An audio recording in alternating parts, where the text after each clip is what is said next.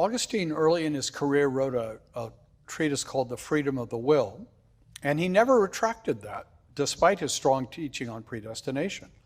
And he never retracted that because when he talked about the freedom of the will, what he really meant was that you have a genuine will that genuinely operates according to the way you want it to operate. So in that sense, you could call that will free. It's a real will, it's a choosing will, and it has freedom to do what it wants. The Reformed doctrine of total depravity is not that we don't have a functioning will, it's that we have a will that always acts in accordance with our fallen, depraved nature. So we always freely will against God until we're regenerated. Nonetheless, that's not what most people probably mean when they talk about the freedom of the will.